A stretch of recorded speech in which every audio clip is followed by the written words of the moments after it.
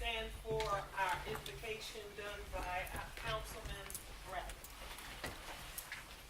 Let us pray. Most gracious Heavenly Father, I praise you and I thank you for this day and the opportunities that you give us to serve our community, to serve our citizens. Lord, I praise you and I thank you for those in attendance today and for those on the agenda today, Lord, for their care and concern. And praise you and thank you for a place to have a voice, and they can have a voice and those concerns can be addressed and heard. I pray that you would give us guidance and wisdom, Lord, to make decisions that would best serve the citizens of Florence. Lord, I pray that you would be with us this day, and that above all things, Lord, that we would just seek your will and your guidance. In Jesus' name, amen. Amen. Amen. Now we will do our Pledge of Allegiance. I pledge allegiance to the flag of the United States of America and to the republic for which it stands, one nation, under God, indivisible, with liberty and justice for all.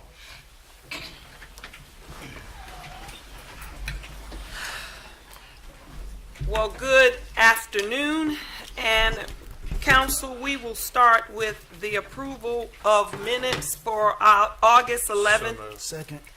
All those in favor signify by saying aye. Aye. The ayes, any opposed? The ayes have it. Now we will have August 13th, 2025 minutes. So moved. Second. All those in favor signify by saying aye. Aye. Opposed? The ayes have it. Next we have honors and recognition, service recognition. Mariko Wyndham, 30 years in water production.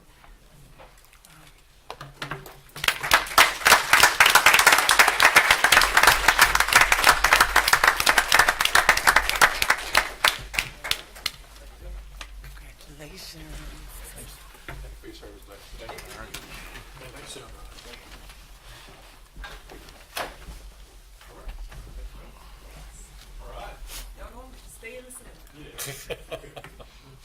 Everyone, Mayor, City Council, good afternoon. I'm proud to recognize Mr. Mariko Wyndham, known as Rico by his work family, for 30 years of service to the citizens of Florence. He started in September of 1995.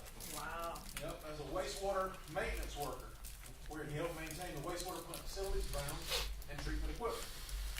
Rather quickly, he was promoted to water plant operator in February of 1996, where he has served ever since, ensuring safe and reliable drinking water to our community. This role is where his lasting and most impactful contributions to the city have been realized. He's the primary second shift operator responsible for checks and adjustments on our groundwater plants and addressing customer complaints after normal business hours. As a water operator, his reliability, commitment, skill, and attention to detail have played a vital role in upholding our customer service standards, maintaining the water system's viability, and ensuring regulatory compliance. Over the years, Rico has become an institution with the ability to adapt to a growing and evolving water system, helping train a new generation of operators, and responding to emergencies with professionalism and resilience. Rico is the picture of our reliability. He's a great asset to the utilities department. Thank you, Rico, for your contributions and your continuing impact.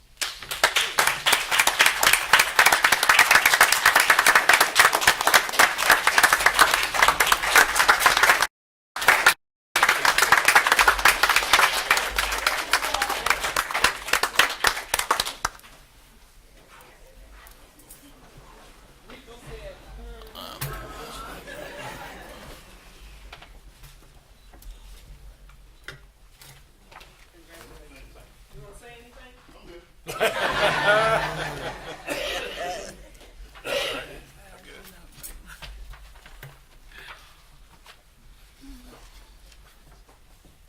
Okay, next we have on our agenda is appearance before council. Our first person is Suzanne La Rochelle, and while she comes, I'll bring our lawyer up while she's coming to speak. Ron, you had conversation with Miss La Rochelle. Could you share that with us, please?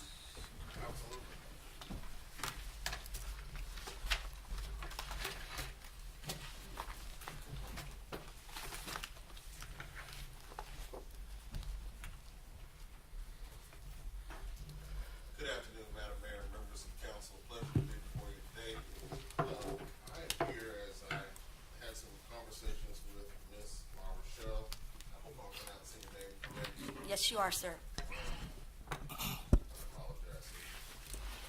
Pressing buttons. But she raised some questions in desiring to speak before council and explained to her with respect to those that the public comment session is not a back and forth with questions before council. It's the opportunity to address or speak regarding certain issues. But she raised concerns with respect to violations of the State Ethics Act, in particular asserting that scenarios in which city council may donate or transfer properties to the Housing Authority of Florence, that in doing so, that is a violation of the Ethics Act because of the family relationship between the mayor and the executive director of the Housing Authority. I did share with Ms. La Rochelle that we consulted with the State Ethics Commission on that very matter, and they provided us with guidance that with respect to such participation by the mayor in votes related to that, it is not a violation of the Ethics Act. There is no personal economic interest involved. The city council, in its discretion, has the right to provide collaborative opportunities with the housing authority with respect to certain properties that might be donated, or with respect to projects that might be collaborative ventures to provide for public purposes of affordable housing. They've given us that guidance that votes by the mayor with respect to that would not be in violation of that. There's no financial benefit to the mayor or the executive director, and any suggestion otherwise is just absolutely untrue. We, as legal counsel to the city, assessed the concerns with respect to any ethics violations ahead of votes with respect to this issue, and as a second measure sought to address it with the Ethics Commission for guidance to be sure that they didn't have a difference of opinion than we did, finding that there was no ethics violation. And they confirmed our thoughts that the scenario as described was not a violation. We've shared that with Ms. La Rochelle in terms of the guidance that was given to us. That guidance was given in the form of legal advice between the general counsel for the Ethics Commission and us, so we don't release legal attorney-client communications in that regard, but I can factually state that's the guidance that we were given regarding that. So Ms. La Rochelle has been made aware of that prior to her coming today, and I just wanted to share that with you as a counsel so that you can feel confident in the legal guidance that we've given you in the past on past matters as well as future matters that may come up. These are public bodies that are governed by laws, statutes, and regulations, and the mayor nor the executive director of the Housing Authority have any ownership interest in any of the properties we're talking about. These are public entities that exist for public purposes, and I would just suggest in our consideration of certain things, certainly there might be opinions about certain things, but to suggest that certain things are illegal when they are not, or when they are suggested that they are a violation of the Ethics Act when they are not, that we would just be careful how we describe those things to be accurate and fair to those parties that are involved. Thank you. Thank you so much. Ms. La Rochelle, thank you for coming.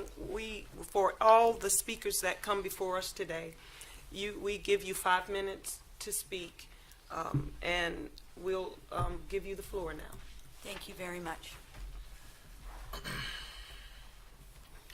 Our lives begin to end the day we become silent about things that matter. Dr. Martin Luther King Jr. Good afternoon. My name is Suzanne La Rochelle. I have been a resident of the city of Florence for over 14 years. I'm a licensed psychotherapist. I have a small practice downtown. On August 11th, 2025, the council voted on Bill 2025-28, conveying city-owned property to the Florence Housing Authority. Mayor Barnes participated in that vote, even though her sibling, Dr. Alfonso Al Bradley, is the paid executive director of that agency. According to how I understood the law pertaining to recusals, I had expected that the mayor would have recused herself. She did not. Therefore, on August 22nd, 2025, I submitted a request to speak at today's meeting. I asked to address how recusals are handled. I did not state any law had been violated. I was asking questions. So I asked to address how recusals are handled when council business involves organizations led by or connected to immediate family members of city officials. Specifically, I sought clarification on the procedures for disclosure, filing of written recusal statements, and documentation in the minutes, as required by the South Carolina Ethics Law.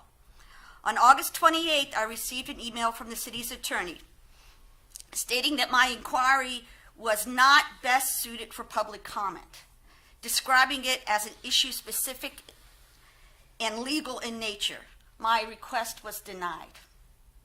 That same day, I replied by email that I had followed the exact rules to speak at the city council and that my remarks were not legal hypotheticals, but how the city governs.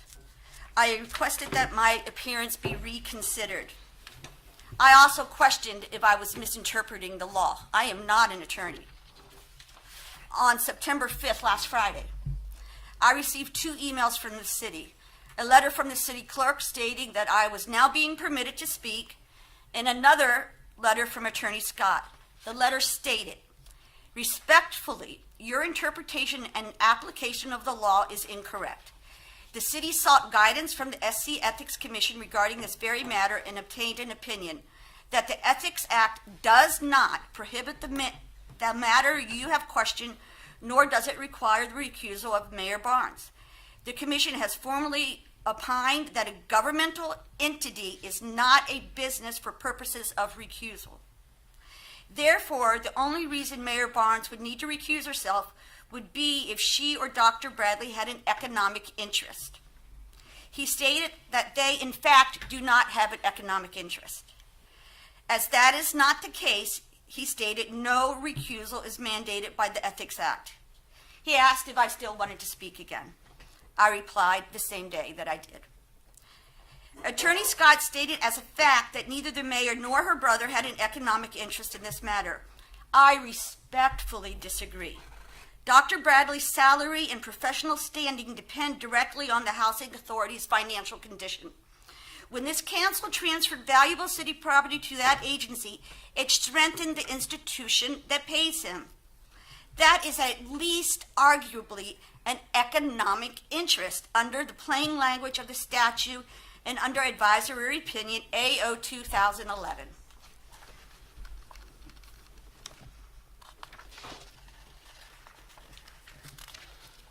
The law is clear. South Carolina Code 8-13-7B.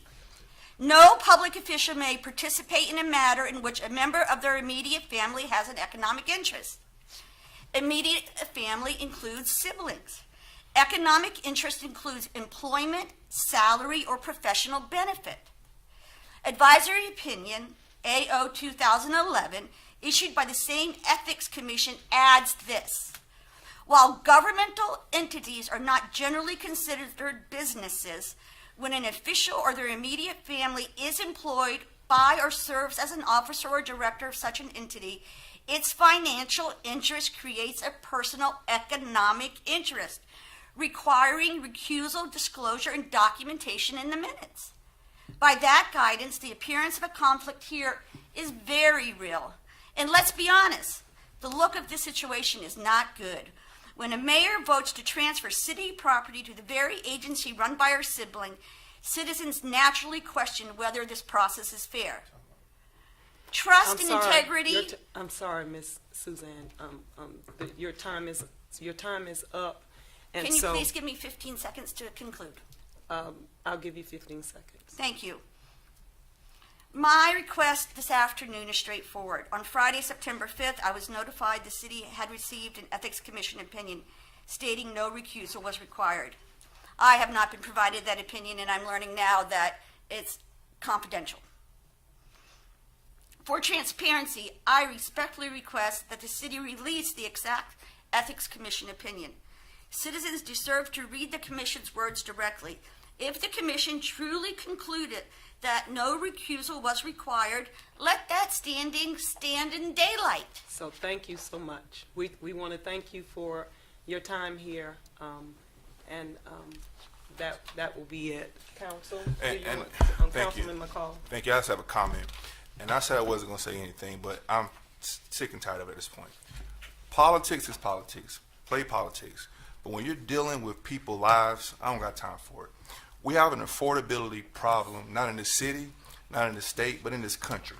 We're talking about trying to put low-income, affordable housing back in North Florence. And every time we try to put something on that side of town, it's always people come and try to stop it. Even if she recused herself, it still will pass. And we know that. This is here for political purposes, and it's trying to slow something down that's for the benefit of people. I've been on this council for 5 years, and I'm sick and tired of being sick and tired of trying to help people out, and it's always Same. political nonsense. It will pass regardless. Regardless, it's going to pass. This is for affordable housing for North Florence.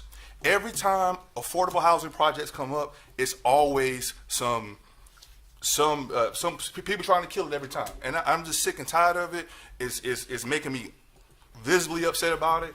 And I'm from here on out, the people need to know, all right? The people need to know that people are trying to kill projects on the north side of town every time it comes up. They can say, oh, we want to put bathrooms there. We want to put this. This here is something that's going to benefit the city. It's going to benefit the north side of town. And I am proud to partner with the Housing Authority to get something there. Because if not, you're going to have an abandoned, dilapidated building that was sitting there since I was a child. Now, we finally got some action to get it done. And now here we go again with this political jargon. I'm sick and tired of it. Madam Mayor, if you were to accuse yourself, I'm vote for it again. Simple as that. But other than that, I'm just sick and tired of it. That's something that could have been done over a phone call, not here trying to stop a project that's to benefit the people in North Florence. So I'm sick and tired of it. And that's it. Thank you. Madam Mayor, may I address one additional? Huh? May I address one additional point of clarity as well? Yes. I do want to share, Ms. LaRochelle stated something that was incorrect. Her request was not denied when she submitted it originally. My response to her was she asked to come and make an inquiry before council.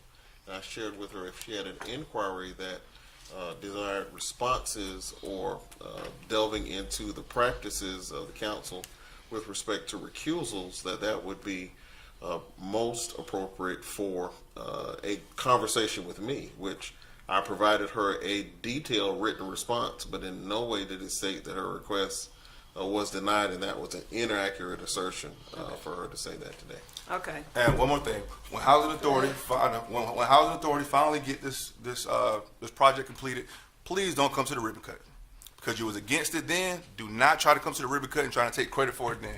So I'm sick and tired of it because it's ridiculous. Yes. Thank you. Yes. May I Yeah. respond? No, ma'am. No, this is not for a back and forth. We heard I'm your. being attacked and I can't defend. No, ma'am. Attorney Chiquez, No, ma'am. No, ma'am. I'm he's sorry. talking, I'm not talking about that property. I'm going to have you removed. I am not talking about that housing property. Your time is up. I want to your- correct the record. I am not talking about the housing. Your time is up. Thank you so much. Thank you so much. Your time is up. And so, in moving forward, six in favor and 1 opposed. The vote stands. We will be moving forward with bettering the lives in North Florence and any other area. Anytime we can partner with housing, I'm letting you know, we will do. Because we owe it to Florence to help and to use whatever resources we can for our communities. I will never shy away from that. So next on the agenda, we have Ms. Fanika George to speak to council regarding several concerns. And I think she has already spoke with our city council, our city manager on these concerns as well. That is correct, Okay. Mrs. George. Okay, I'm gonna go quickly, so you probably gotta take notes. and Yeah, then you can 5 respond. minutes. Number one, trash cans, I was told were $5, but we're not allowed to burn our trash in the city limits. I had 4 trash cans. They came and took them. Then they only gave me 1 back, trash cans that I paid for, as well as my neighbors, several of us, even people with 1 home, they only have like 2 and 3 cans. And I had spoke to Scotty on that issue about that, and I was wondering if instead of us having to buy another trash can and pay an extra $5 a month, can they allow the trash trucks to come through either more frequently to the household, or can they allow some type of controlled burn that we're allowed to burn our trash if our neighbors by us don't have an issue with it, which some of mine don't. Number 2, is it possible to add another inside facility to the rec program or make Pearlmore Gym a 2-story? Scotty did say that tentatively they're supposed to be changing that parking lot over there into another building so that they have more spaces for different sports for the kids. Number 3, provide transportation for youth if possible to attend practice and games for city leagues, because a lot of parents want their kids in these activities. Some coaches, like Councilman Shaquez, they do offer rides to the kids and things like that, but a lot of families can't afford to do so. Like back in the day, we all had to walk to Wilson or Williams or whatever, and we went as a group, but you got little kids that want to go too, or older kids that live a bit far. Number 4, CAT team needs the right fit of officers on the team or leading the team, because respectfully, the current leader is not from our area or knows a lot of people in the area. And I'm told that one of our favorite officers, well, 2 of our favorite officers are no longer there. I don't know what you got to do, but please go get them back. Number 5, city needs to get the state to please allow a municipal penny tax so that more funds can be used for the city of Florence. Number 6, please bring the food share program to Florence or link up with Columbia so that they can have that program there. That's where like you can buy a box for like $25 cash, but if somebody says on EBT, they probably can purchase it for $10 or $15. And if you buy it for $15, you can pay $5 for it. But I spoke with them. They said that they need to link up with someone on this end. Number 7, if it's possible, since y'all do link up with McLeod and MUSC, to collaborate with Prisma Health to have developmental areas, to have a building in Florence someplace, because they have children with more developmental issues like autism and other delays. There's a specialist named Dr. Caroline Hill DiBattista who is awesome. She did inform me that she does have outreach clinics at like Sumter and other places, but I was wondering if they could do something in Florence because there are a lot of children in need of those services. 8, we need true affordable housing that poor people can afford to live in without being $1,300 or et cetera in a 1 or 2 bedroom, because most people who have jobs paying less than $20 an hour can't afford these newly built smart apartments, townhouses, condos, and et cetera. Number 9, Camp Fever needs to keep the same name and should start at an earlier age, like 6, 7, or 8, because by 12 years old, you've already lost them. Number 10, City League Sports need term limits for board members and a community vote, if possible, for those who want to be on the board. You sit and stay on the board until you die or leave. And that's it. Okay. You did it in 5 minutes. There you go. All right. Thank you so much. Love y'all. All right. Thanks, Tim. All right. All right, council. Next, we will have ordinance and position. It is bill number 2025-35. It's the second reading. It will give them an opportunity to leave for a minute.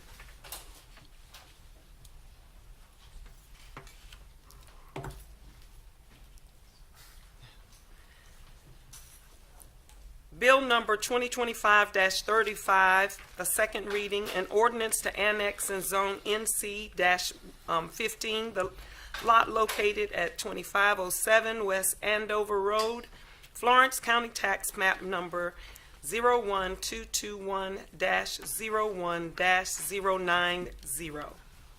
What say you? Second. All those in favor signify by saying aye. Aye. Opposes? The ayes have it. Next, we have bill number 2025-36. It's the second reading, an ordinance to rezone from CA to NC 6.3, 2 lots at 235 East House Springs Road, Florence County Tax Map 0015200 001-127 and 001-52-01-07. What say you? So moved. All those in favor signify by saying aye. Aye. Opposed? The ayes have it. Next, we have second reading an ordinance to amend sections 1-2, 7.2-A, 1-2.7.2-B, 1-2.A.2,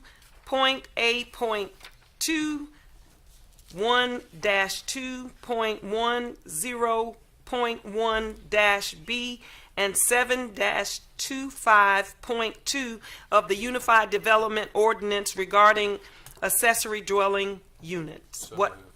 Second. All those in favor? Madam Mayor, I'd like to make a motion to amend. Sorry. Motion to amend. Second. What? And I make a motion, I guess.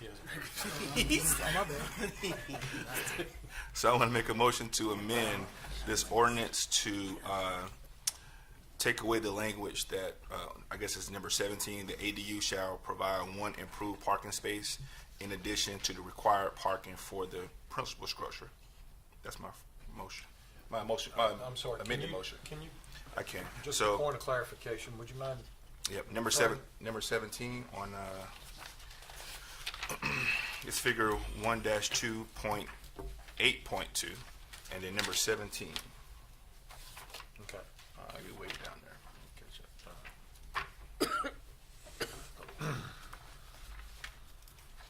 So bill number 2025-27. Okay.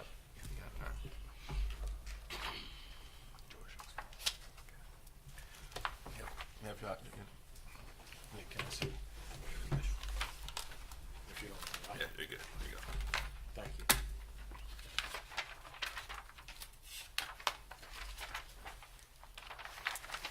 Which one are you referring to? This is number 17.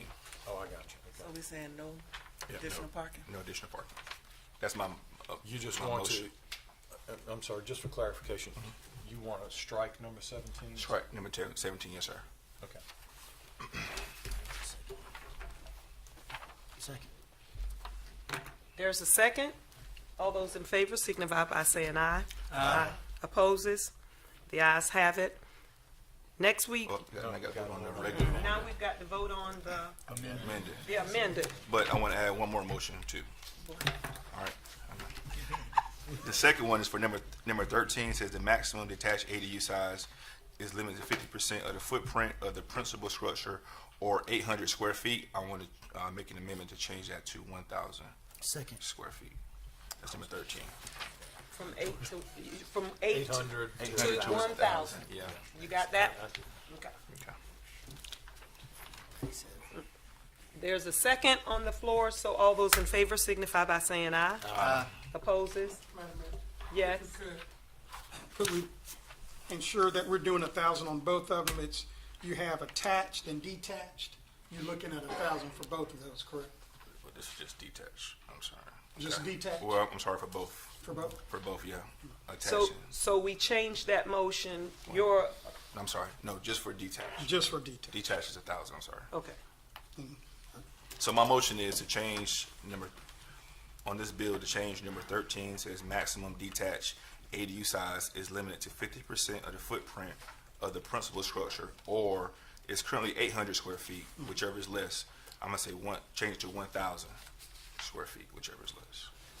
And that's the motion. That's the motion. The attached will stay the same. Okay, and there was a second for that motion. So all those in favor signify by saying aye. Aye. Opposed? The ayes have it. Okay, now, are we good with that one?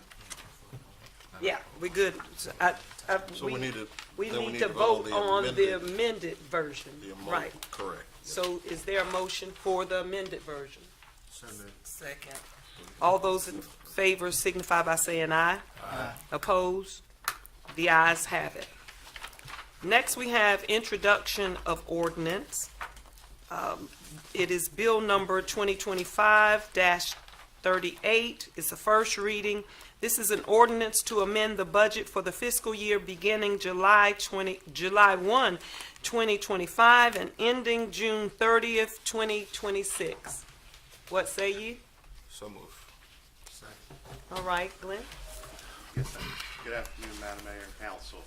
This ordinance is an annual ordinance the city does. It's essentially carrying over appropriated funds from the prior year budget that were not spent for specific projects or capital purchases. Nothing in this ordinance is a new purchase. All of these purchases were approved on the adoption of last year's budget or the adoption of the early purchase amendment from last year. Essentially, these projects were not completed. If they were construction, if they were capital, there may have been some time delay on actually receiving it. You'll see in there, there's $2 million for the fire truck.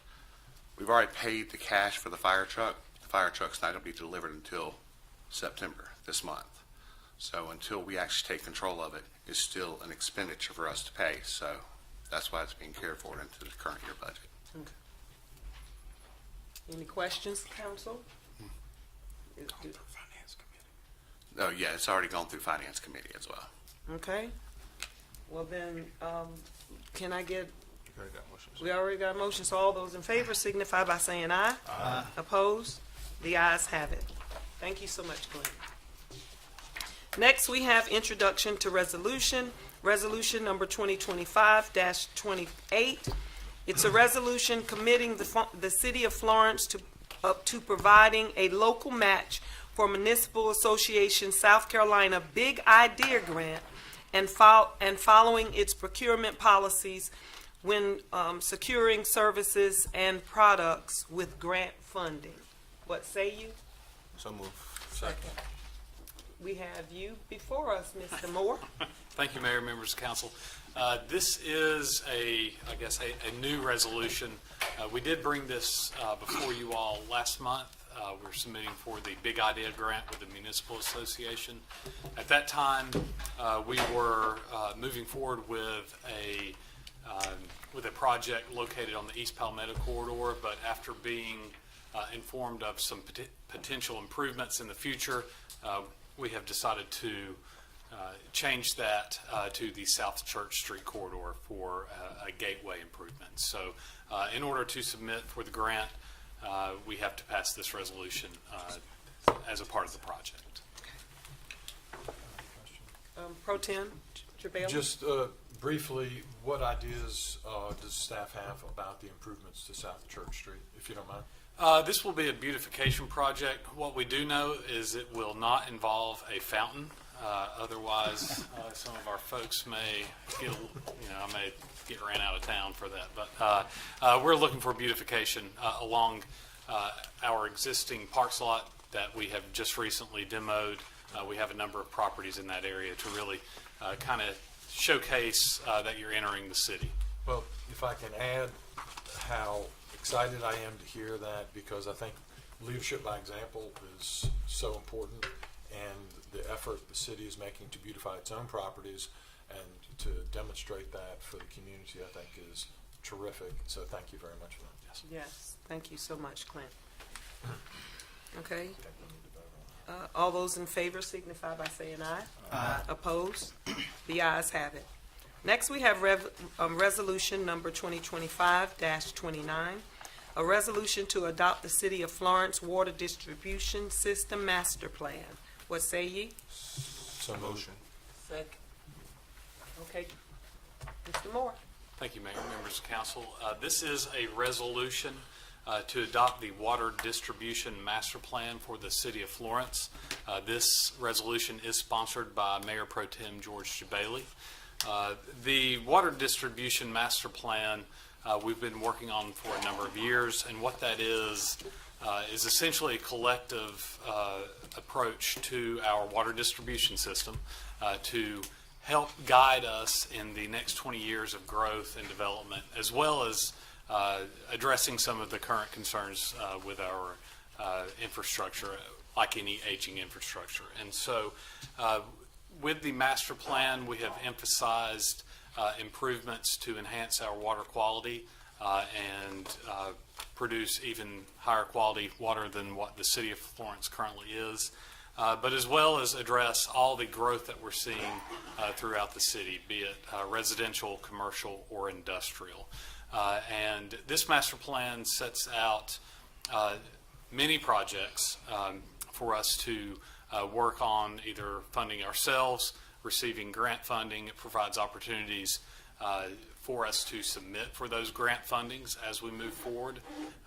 Most of the requirements of any major grant that we seek requires a master plan of this magnitude to be able to even submit for them. And it shows that we are being proactive in our approach to the development of our water system. And so this was a lot of effort went into this by city staff and AECOM, our engineering consultant, and it's a very exciting outlay for us as we continue to move forward with capital improvement projects. Thank you so much. Any questions? All those in favor signify by saying aye. Aye. Opposed? The ayes have it. Next, we have resolution number 2025-30, a resolution to adopt the City of Florence Sewer Collection System Master Plan. All right. Thank you, Mayor, members of council. Again, this is a resolution to adopt the sewer collection system master plan. This is very similar to our water distribution, except on the other side of the coin with our utility system. So this was again sponsored by Mayor Pro Tem Bailey, and taking a as he says often, work the plan, create the plan, work the plan. So this is a comprehensive approach at looking at our existing sewer infrastructure. This is I'm sorry. We're good? Okay.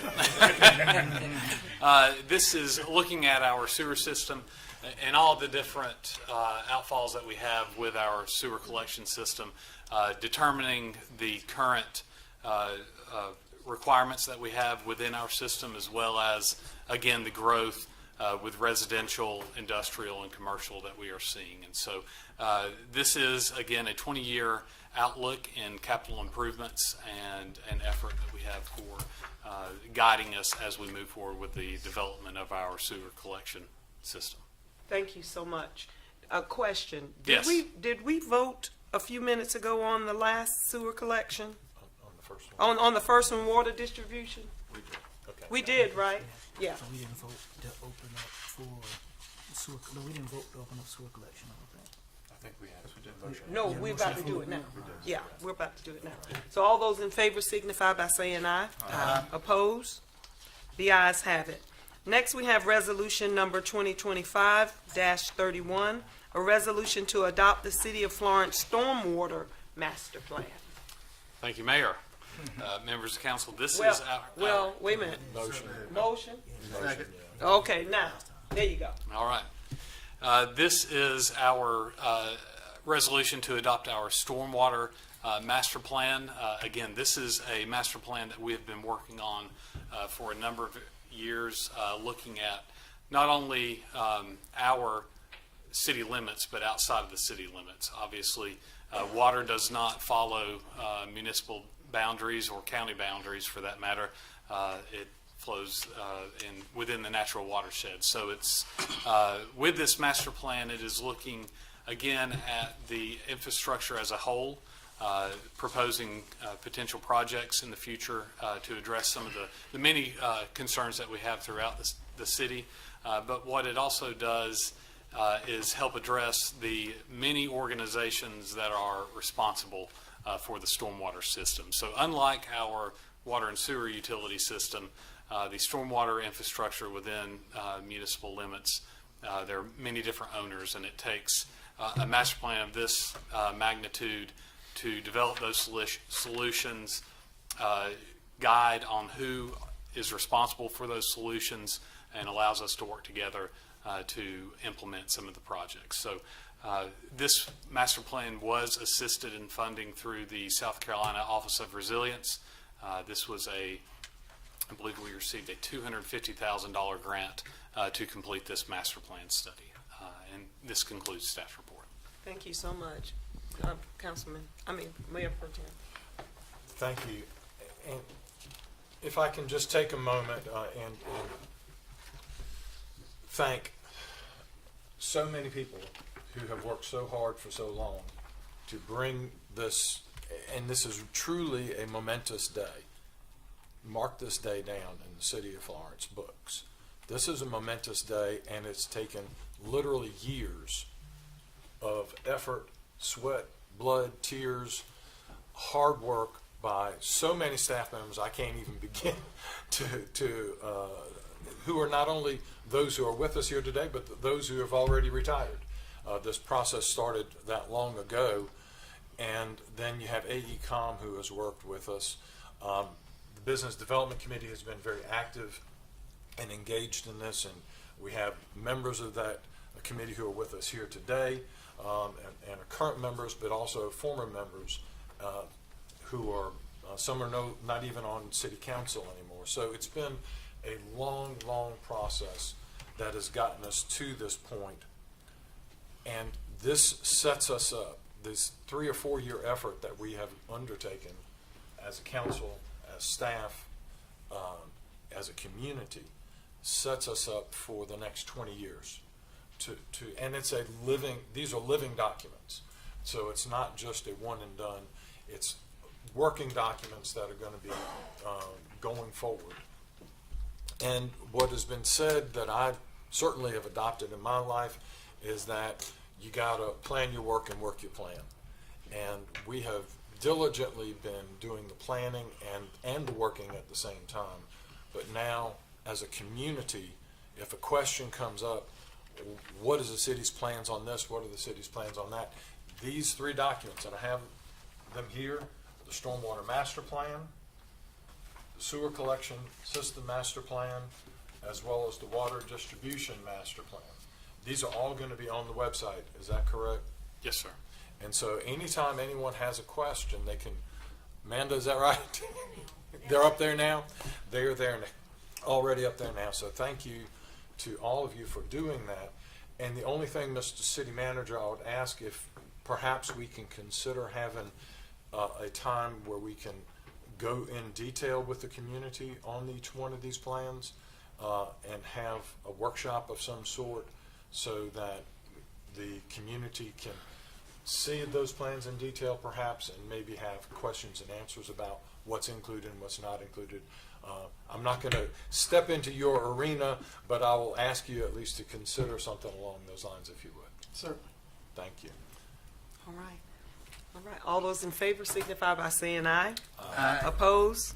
The ayes have it. Thank you so much. You need to be there for the next one as well, huh? I do. All right. The resolution number 2025-32, a resolution authorizing the city manager to execute the Stormwater Infrastructure Program subrecipient agreement between the City of Florence and South Carolina Office of Resilience to fund a stormwater infrastructure improvement project that will mitigate the impact of future disasters. So moved. Second. All right. Thank you, Mayor, members of council. This is working our plan. So as you all know, we have a project that we received grant funding through the Office of Resilience to do significant stormwater improvements along the Oakland Avenue corridor. There is a significant lack of existing infrastructure as well as the infrastructure that's currently located there is insufficient. And so with this grant money, we will, of course, make those improvements. As we have moved forward with engineering and design documents and working with the DOT, those prices and estimates for construction has increased. And in working with the Office of Resilience, they have given us an additional $400,000 to put towards that project. So that total award amount now is $3.4 million. To kind of showcase what grant monies that we have received from our 2021 bond of $7 million, we've been able to use those monies and work with other entities to get a total of an additional $14 million worth of grant monies to put towards stormwater projects. So right now, we've got Cedar McQueen under construction, Pennsylvania Street Outfalls under construction, and hopefully very soon, once we receive DOT encroachment permit, we will start work here on Oakland Avenue. That's what I was going to ask. Oh, yes, so Councilman Braddock. This may be posted somewhere, but I've gotten a lot of questions about the work on Coit Street, the work on all the cut through between Second Loop and Palmetto. Do we have any kind of place on the site where it shows when a project will start and anticipated finish dates? Or could we do that so that we could just reference people to go there? Yes, absolutely. We've got a stormwater page that we need to update some of the dates on the projects, and we'll work to get those on the website. Yeah, it's kind of tongue-in-cheek, but sometimes I don't know if people are more frustrated about the problem or how long it takes to fix it. You know, so I'm getting complaints on both ends, and I'm like, I mean, come on. Pro Tem Javali. Yeah, Clint, with regard to this project, and now I'm so excited about this on Oakland Avenue that it has been so long in coming, and getting the funding in place is critical. And one of the just anecdotes that came out of this was a study. Part of the study that we did with the stormwater is right there at Isle of Jones Park, there's a catch basin. And so as part of the stormwater study, members of the community, you'll be, would like, kind of curious to know, the catch basin, whenever there's a heavy rain, would just fill up. And you would just have this massive flooding that took place right there. And it was odd, and it was like, what the heck? Why are we getting all of this flooding when you got this catch basin and all of this is taking place? So the stormwater study that came in, they went down and looked. Well, when DOT came through before and put the catch basin in, literally, it went nowhere. There was just a catch basin. There was no pipes leading it anywhere. So it was a catch basin to nowhere. And so that's how the projects and these studies go hand in hand, because once we realized it, it was like, oh my gosh. So that's what led to all of this, and now we're going to be able to finally get it a catch basin to somewhere to get that water out of there. So thank you. I thought the anecdote was just unbelievable. So, Okay. Councilman McCall, we are working Please. on both sides of the street. Please. Please do. Thank you. That's it. All those in favor signify by saying aye. Aye. Opposed? The ayes have it. Thank you so much. Next, we will have resolution number 2025-33, a resolution recognizing September as Spinal Cord Injury Awareness Month in the city of Florence. What say ye? So move. Second. Does that want to make? Yeah. No, you. Does that make the motion? So moved. Second. Okay. Amanda? Thank you. Today, the resolution 2025-33 is sponsored by Councilman McKay. Whereas spinal cord injuries affect thousands of individuals and families across the United States each year, often resulting in life-changing challenges to mobility, independence, and health. And whereas individuals living with spinal cord injuries demonstrate remarkable strength, perseverance, and resilience, serving as an inspiration to others in the community. And whereas greater public awareness of spinal cord injuries contributes to improved understanding, prevention, support, and inclusion for those affected. And whereas recognizing Spinal Cord Injury Awareness Month provides an opportunity to highlight the importance of accessible communities, rehabilitation resources, medical research, and programs that promote independence and quality of life. And whereas the City of Florence recognizes the importance of raising awareness about spinal cord injuries and supporting efforts that promote inclusion, accessibility, and understanding within the community. Now therefore be it resolved that the City Council of the City of Florence, South Carolina, does hereby recognize the month of September as Spinal Cord Injury Awareness Month and encourages residents businesses, organizations, schools, and healthcare providers to join in activities and efforts that promote awareness, prevention, accessibility, and support for those affected by spinal cord injuries. Resolved this 8th day of September, 2025. Thank you so much. This was sponsored by our very own Councilman McKay. Would you care to say anything? Yes, ma'am. Thank you, Madam Mayor. I'll say, obviously, this is one that it's very close to home for me. And I wish the group, the spinal cord injury group for the PD, was here to receive it. This is the National Spinal Cord Injury Awareness Month, so it does coincide with the National Month. And I will be presenting to them the resolution at the end of the month of their spinal cord injury awareness celebration. And with that, I do also want to say I'm looking forward to working with the mayor on an ad hoc committee to address certain needs for folks with disabilities across our city, whether that be the public walkways and adding ramps, or again, nonetheless, just kind of looking not just folks with spinal cord injuries, but folks with disabilities in general. So I look forward to that. Look forward to working with the mayor. And I do know we actually are lucky to have a member of the State Disability Board that is a local resident of the city of Florence. So I look forward to working with her, and again, hopefully we can tap into some money from the state as well, but looking to address these needs. So thank you for allowing me to present this resolution. Again, I look forward to working with you on that, Mayor. Thank you so much. We like it when you save money. Right, Scotty? Next, we have reports to council. Oh, all those in favor signify by saying aye. Aye. Opposed? The ayes have it. Thank you so much. Next, we have reports to council. Appointments to boards and commissions may be discussed in executive session. So now we will come to our city manager's report.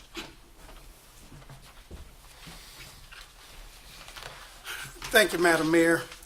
Just briefly, I want to talk a little bit about our police department and our community policing. The city has been involved in community policing for about 20 years now. Under Chief Heidler, about last 12 years or so, we've actually extended that to all of our departments throughout the police department. You know, a number of the major programs that we do in the police department, our Citizens Police Academy, National Night Out, youth engagements such as our Explorer program. We have a victim witness advocacy program. We work with about 40 neighborhood associations, crime watch associations. We have a Chiefs Citizens Advisory Board. We do surveys there. But we also want to talk about some of our great officers that works with our community. One officer couldn't be here today, worked the night shift. It's young officer Jordan Williams. And our chief hires certainly great officers. Not only can they work with the community, but we love to take on a challenge, and we were challenged with a dance contest.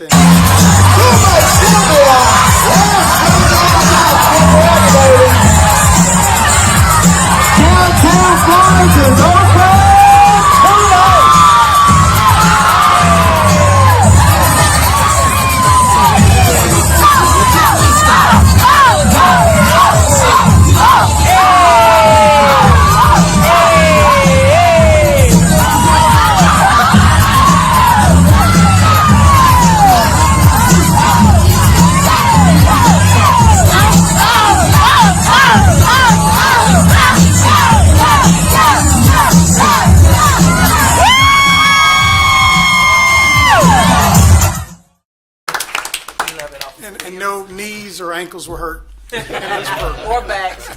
Yeah, what did HR think about that? Thank you so much.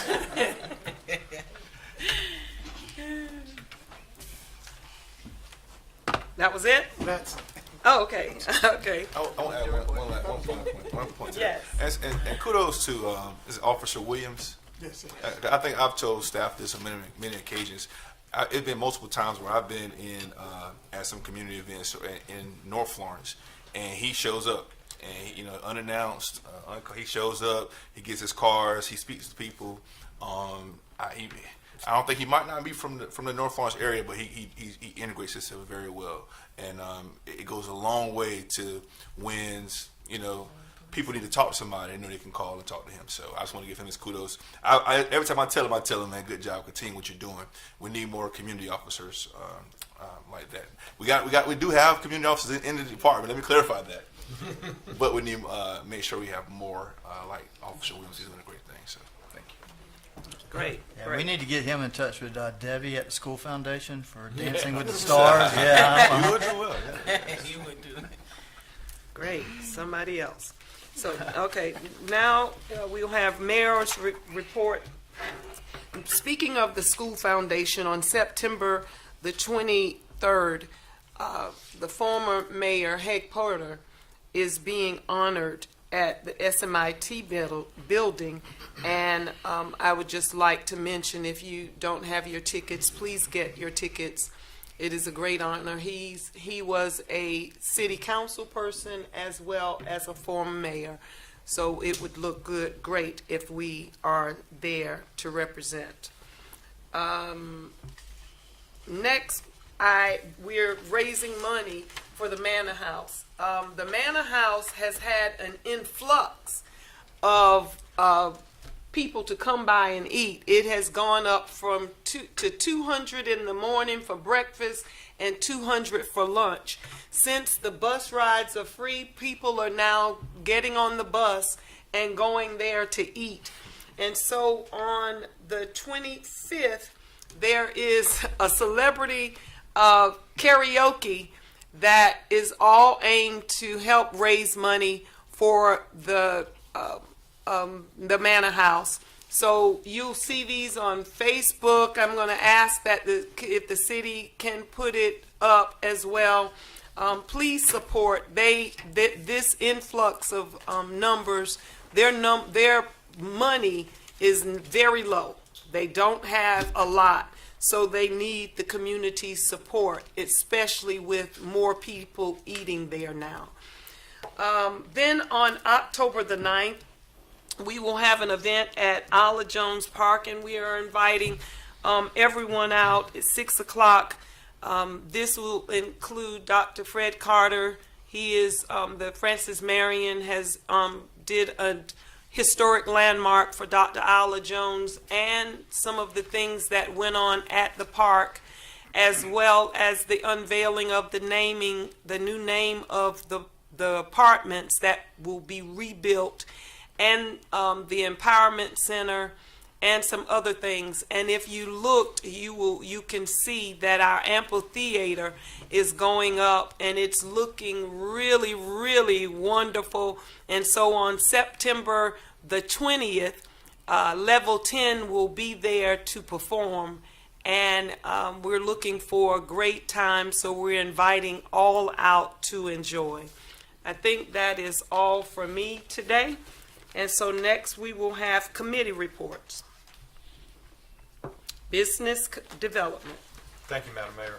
The Business Development Committee met on August the 21st, and we had a number of project updates that were given to us. We reviewed the master plans that were done, which we've already talked about, but one of the project updates I'm very excited to report to council is on Urban Square. And the update on Project Urban Square, which is across the street from us here, there's a few points. The developer has closed on the construction loan for the apartments. That's been a long time coming. I am happy to report on We that. finally got it going. Yes. Yes, we got it. Also, the developer has engaged Weaver Cook of Greensboro, North Carolina, to be the general contractor to complete the project. City staff has had an on-site meeting this past Friday, the 5th, to discuss laydown, access, etc. The site contractor has one additional lift for the on-site grading to meet under slab height, and after the final lift is installed, building construction will start. Clint, if you would just clarify when we say one final lift, what does that mean exactly? They need to add about 6 inches of dirt. They need about 6 more inches of dirt. So if you see more dirt coming, that's the last bit before they're going to actually start construction. But this is exciting news, and we're very, very thrilled to be able to say after 5 years that it's finally going to be underway. So that is great. The other thing, in addition to the master plans that we discussed already, is across right next to Seminar Brewing on Lucas Street, there's a big lot that's been vacant for a while, and it's now been cleared, and a lot of the dirt has been put in place, and that is for the moving of and this is another project that's been ongoing for a while. Faith Nursing Home is going to be relocating out to that site, and under a new name, Pecan Healthcare and Rehabilitation Facility by Wellspring Health. And that's going to be the new facility that's there. And we have a rendering. Is it okay if I show the rendering? There's a rendering of what that facility will look like that I'll hold up. Pardon? So we all can see that. You can all see it? Okay. It's a really nice, going to be a beautiful facility. So that's been in the works, and that is finally underway as well. Okay.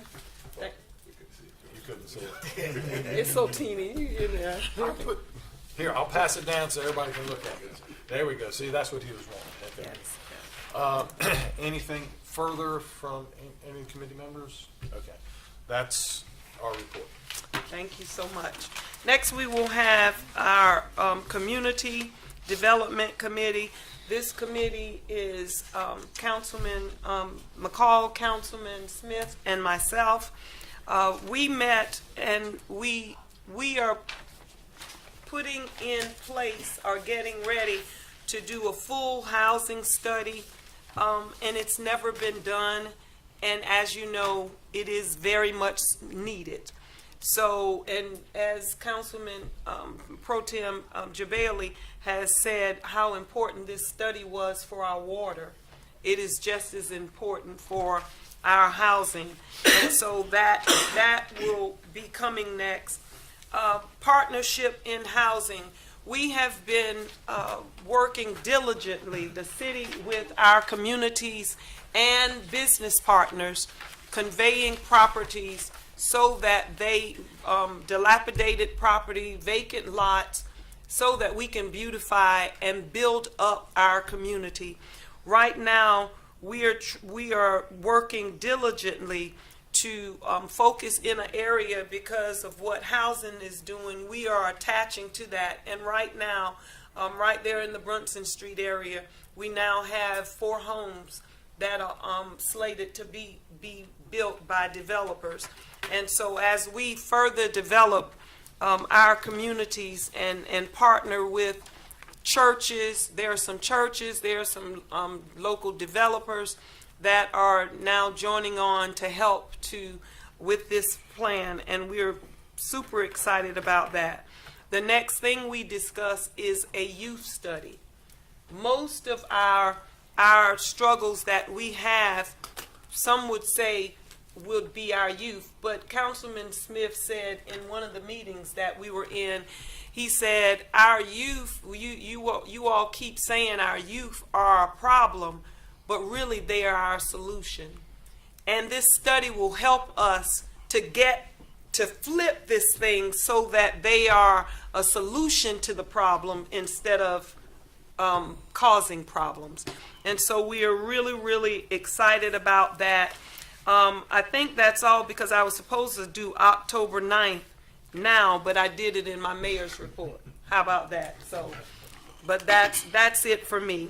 Okay, next we have our Finance and Audit and Budget Committee. Thank you, Madam Mayor. We met on August 27th at 4 o'clock. Me, myself, and Councilman Braddock, and also Councilman Smith make up the Finance Committee. And at that meeting, we met and discussed the carry forward ordinance that was just passed earlier this afternoon. So nothing to report there, but we did review everything and make sure everything was in compliance. Additionally, we went over the July 2025 monthly financial packet, and lastly, we got a lot of plans, but we brought up that we want to be able to make sure that we can afford to tackle all these projects. So at our next meeting or subsequent meeting, we will tackle the issue of how we actually pay for these projects, and that will conclude our report. Thank you so much, Councilman McCall. Executive session is now next on the agenda. We are there for discussion of regarding appointments of city boards commission, for the personal matter regarding city judges, and after that, we will return to open session. What say So you? moved. We are now in executive session.